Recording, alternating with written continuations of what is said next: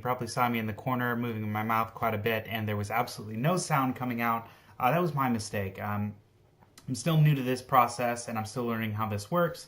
And I didn't get a chance to test the microphone audio because I was in a rush, and I had been playing around with streaming my PlayStation 4 to my computer and put a DualShock 4 wireless adapter in the computer for the controller, which had taken over the microphone and the audio, and I hadn't realized that once I started recording this morning. So with that said, what I'd like to do is actually record another session playing through the Uber game because I really enjoyed it. And, I think there's some really interesting things that have been done with it, and I think that maybe I can move this conversation from what was my initial impressions to sort of discussing some of the different choices that I'll make, and I'll try to make some different choices this round just to sort of see what that might be like. So to speak a little bit about the Uber game, I met Robert Kwong, who's one of the designers on the Uber game for the Financial Times, and this was basically a project, as I understand it, that was created in order to explore the intersection between journalism and gaming, to really sort of take a look at how to explore translating information through a gamified way, or essentially sort of like how you're able to use or translate information in ways that don't necessarily follow the traditional article or video format. And what's really interesting about games in this sense is that these decision-making process that happens during the game allows you to identify and place yourself within the role of someone that's in a difficult position, that has to make difficult choices, to understand what being an Uber driver is like. So the last time I made some difficult choices, I managed to do fairly well. That stream is still up, and I'm going to leave it up for now, but there is no voice. So with that said, let's get started again, and let's ride. All right, so this news game is based on real reporting, including interviews with dozens of Uber drivers. For the best experience, please view the game in the latest version of Chrome, etc., etc., etc. Right now I'm viewing it in Chrome, should be okay, it worked fine earlier. Got it. All right, so you're a full-time Uber driver with 2 kids to support and a $1,000 mortgage payment due in a week. Can you earn enough to pay the bill and make more than other players? Yes. Again, pretty presumptuous. I was able to do it last time, but it kind of assumes that you're going to be able to make that. So, all right. So your difficulty level will affect how easy it is to earn $1,000. Easier difficulty. You live in San Francisco and have good bank credit, so it's cheaper for you to rent a car. Harder difficulty. You have a bad credit rating and can't afford to live in San Francisco. Instead, you live 2 hours away in Sacramento. And I really enjoyed doing the harder difficulty earlier because it really puts you in the position of somebody that has to commute back and forth, which seems to be increasingly the norm in the Bay Area. It's a place that I grew up, and it was really too expensive for me to stay there, which is one of the reasons why I've moved away. So taking a look at this here specifically, let's try the easier route and sort of see what that might be like this time around. All right. So you start bright and early on a Monday morning. Pretty soon you get your first ride request from a Chris. But when you arrive at the pickup point, you don't see anyone waiting for a ride. What do you do? And this is interesting because this is the same initial choice that you get on the harder difficulty route as well. So in this case, I'm going to call Chris because it's just to let him know. Man's voice answers the phone. I'll be right there, just coming out now, he says. Take your time. Again, as I understand it, Uber drivers do get paid for waiting time as well, or at least, yeah. A few minutes later, a flustered man with a big backpack comes out of a nearby apartment. Are you Chris? That's me. Sorry about being late, he says as he gets in the car. Strike up a conversation. Going camping? Yeah, Chris replies, meeting up with a friend. Then we're driving to this amazing place in Marin. Let me tell you, 20 minutes later, you arrive at his destination. Drop him off. Thanks. Sorry again for making you wait, he says as he gets out. You mark the ride as complete on the Uber app. That was easy. So that's the initial setup. That's also the very first sequence that, the first ride sequence that happens in the hard difficulty as well. So maybe we'll be taking a look at what might be a little bit different. So you're going to be spending a lot of time in your car. What model do you lease? Now, last time I leased a Toyota Prius because of economic situations. I had bad credit, and I didn't want to be spending as much money, so I went with the Prius in this case. Maybe this time we'll do the Dodge minivan. The Dodge minivan qualifies for Uber XL rides. which earn higher fares. Your good credit rating means it only costs $188 a week, which is interesting because that's the cost of the Prius when you have bad credit. Rent this car, you will also buy insurance for $25 a week. I'm going to choose this car. I'm also going to buy a bunch of extra things because I've got the ability to do that. I've got good credit rating and I think I can make the money back. So let's definitely do the unlimited data plans, the phone mount and charging cords, because that's what I would use if I were driving. I'm going to get cleaning supplies. And I'm curious about what the business license is. And because I can, gym membership. Having a gym membership gives you a place to shower. That's interesting. All right, so I'm done shopping. You bought everything. It costs $156. You use your credit card so you don't have to pay right away. Cool. Alrighty. Message from Uber. Uber Quest. Drive 75 trips. Make $180 extra. You have until 4 a.m. on Friday. I'm curious if there's actually Uber Quests in real life. It's something I've ever heard of or interacted with when I've talked to Uber drivers that I've ridden with in the past. You accept the quest, excited at the prospect of exploring San Francisco while earning some money. Drive. You drive for 4 hours, $72 in fares earned. That was productive.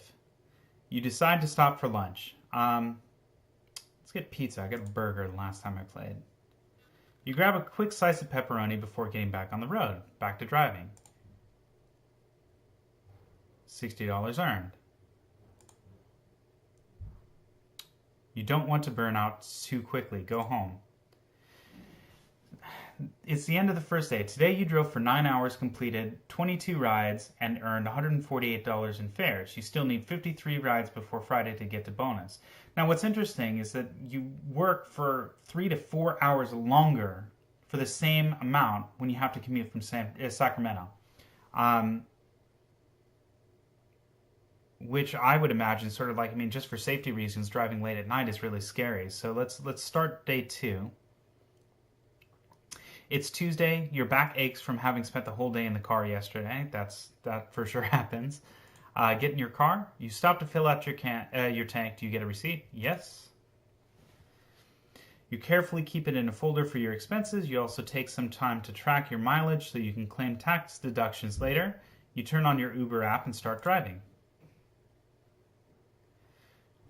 This process seems to go much, much faster in the easy version.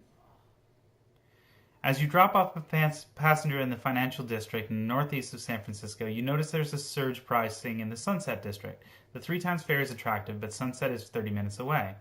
Now, I chased the surge last time, and I wasn't able to make it in time. I'm curious if there's a difference between the two. In this case, I'm not going to chase the surge. It's still fairly early in the morning, but traffic could be bad. It'll probably be gone by the time I get there, you think to yourself.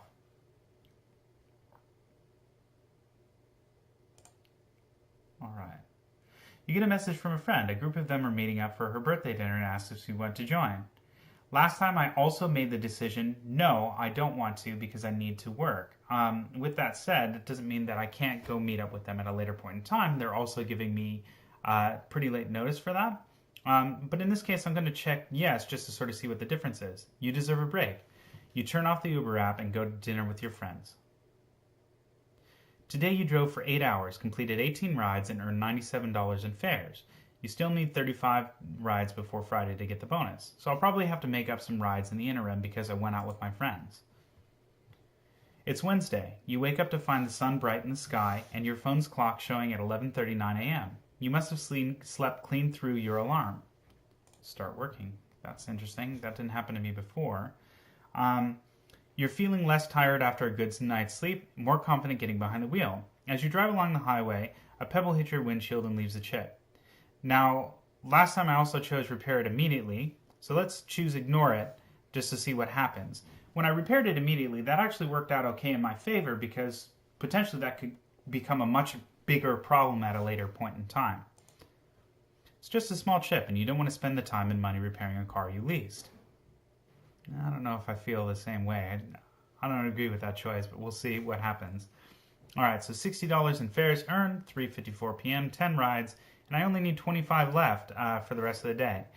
It's a big difference between what happens when you have to drive 2 hours to and from your destination every day. Pardon me for just a second, guys.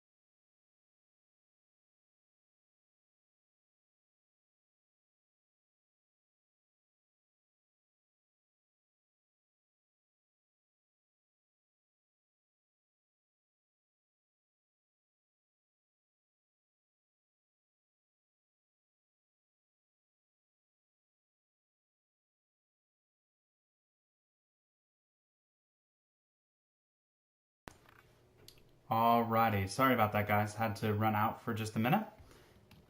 And okay, so continuing further, you pick up a friendly passenger and have a pleasant chat during the ride. Although I want to see what happens differently, I'm just going to give her 5 stars because I like doing that. Soon you get a notification. She gave you a $10 tip with an excellent service badge. Friendly and professional. Would ride again. Drive.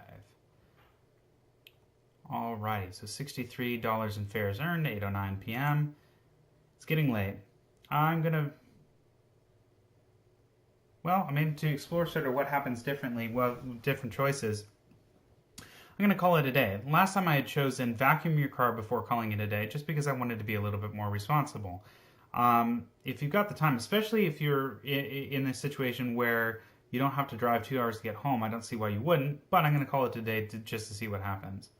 Today you drove for 8 hours, completed 19 rides, and earned $133 in fares. You still need 16 rides before Friday to get the bonus. Start day 4. Today is the last day to complete enough rides for the bonus. As you head out, you remember that you promised your son to be home by 7 p.m. to help him with his homework. I'll be back in time! Shouldn't be too hard to complete 16 rides. Drive. Okay, so what's crazy about this is that when I'm living in San Francisco, I had the opportunity to complete all the rides that I needed to get done and make it home in time without having to make a difficult choice on whether or not I would even finish the rides to get home in time to hang out with my son. At the time, I made the decision to go home, spend time with him, and then go back out to finish it because I had until 4 a.m. to do it. So it clearly makes a major difference, your economic situation, as far as what your opportunities are and your potential work-life balance as well. Look, you can see I've completed the quest, made a ton of money before 6 p.m. So I'm going to help him with his homework. Continue. All right, you tuck him into bed afterwards. He gives you a good night kiss. It's the end of day 4. Today you drove for 9 hours, completed 22 rides, and earned $110 in fares. You finished the quest and netted a $180 bonus. Start day 5. It's Friday. You look forward to the lucrative weekend period. New Uber quest. Drive 65 trips, make $150 extra. You have until 4 a.m. on Monday. Accept quest. You are determined to finish this quest as well. Friday and Saturday nights are some of the busiest times for rides, but the peak period doesn't start until 10 p.m. Before, I also chose to start in the evening, so I'm going to choose to start driving now. Starting in the evening gave me the opportunity to sort of, get to the point where, I could take a nap or rest or get ready. So let's see how this changes. So start driving now. You decide to stick to your normal schedule and start driving during the day. Okay, only 10 rides, so that's a big difference. 1:56 p.m. You chipped your windshield. You can't tell whether or not the small crack has been bigger or not. Okay? I'm going to repair it. You stop by a nearby auto shop and they take an hour to fix your windscreen and charge you $30. Repair. And drive. You would normally finish up around now. Yeah, I've got that gym membership. I might as well do something with it. You take a break to shower and freshen up at the gym before continuing.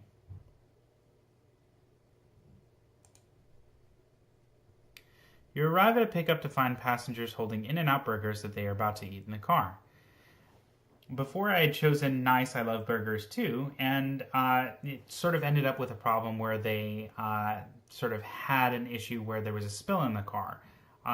There's an interesting discussion as far as that's there, and I'm curious what would happen if choosing the food can't come into the car. Oh, come on, we'll be careful. I'm going to say no means no and sort of hold my ground there. You're too tired. You call it a night. You say as they cancel the ride. Oh, that's terrible. I would not be happy about that. Today you drove for 15 hours, completed 41 rides, and earned $312 in fares. You still need 24 rides before the end of Sunday to get the bonus. That's a long day, and quite a significant amount of fares. Because if you look at sort of previous days, you drove about 9 hours and get about $120. So the return is quite good, but it's still a long day. So start day 6. It's Saturday. Do you take the day off? It's the weekend after all. I again, also because I want to see how different choices play out, I went to work. I figured I kind of needed it, and I'm going to take the day off. And you know what's really interesting is that I'm choosing these decisions sort of based, I think, really on the background that I'm seeing this player character as having. When I'd made the decision early on that I had an easier route, that I'm living in San Francisco, I'm really sort of embodying the types of choices that I would anticipate somebody in that situation to have. And I don't know whether I'm necessarily telegraphing that or because I have the information from my other playthrough that I'm making these different choices with that in mind. You decide to take the day off. Let's hang out with little dude. You spend a relaxing afternoon in the park with your son. It sure feels good not to have to sit in a car all day. You feel refreshed. Start day 7. It's Sunday. You still need 24 rides to get that weekend bonus. Now, in my other playthrough, Saturday was a crazy day. Like, just spent most of the day kind of like slept in my car, and like it was just really kind of sad because I didn't want to crash on the way home. So let's see. All right, 6 rides. Only 6 rides about midday. So continue. A passenger insists you drop her off at the entrance to the Caltrain station, which is a no-stop zone. Before I refused, and I wouldn't do that in normal life, but I'm going to agree to do so here as well. Luckily, there weren't any cops around, so you avoided getting a ticket. Okay, so that was lucky. All right. As you finish your ride, the passenger opens the door to get out and hits a lamppost, denting your car door. I'm sorry, I'm in a hurry. He says as he brushes off. Why don't you take up with Uber? I'm going to report the incident. You document. Uber begins the claim process, but in the meantime, your account is suspended. Okay, so I can't do anything. You spend the rest of the day getting your car fixed for a different rental car. Today you drove for 6 hours, completed 13 rides, and earned $104 in fares. You still need 11 rides before the end of Sunday to get the bonus. It's the end of the week. Were you savvy enough to survive as a full-time Uber driver? See how I did. I think I actually did worse on easy than I did on hard. So hours driven 55. However, I did drive a significantly lower number of hours. Rides completed, and the driver rating was 4.8. Income was, let's see that, 1140 minus costs.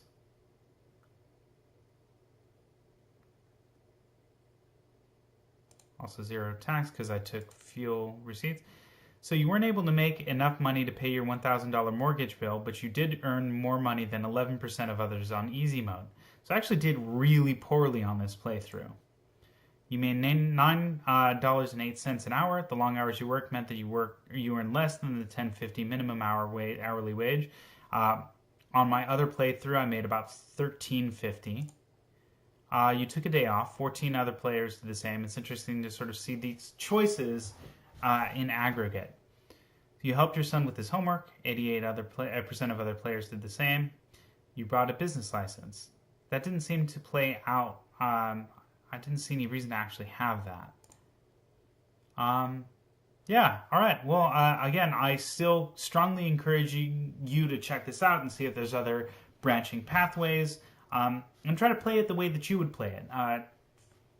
Take your personal history into account and sort of pretend like you're the Uber driver and see how well you do.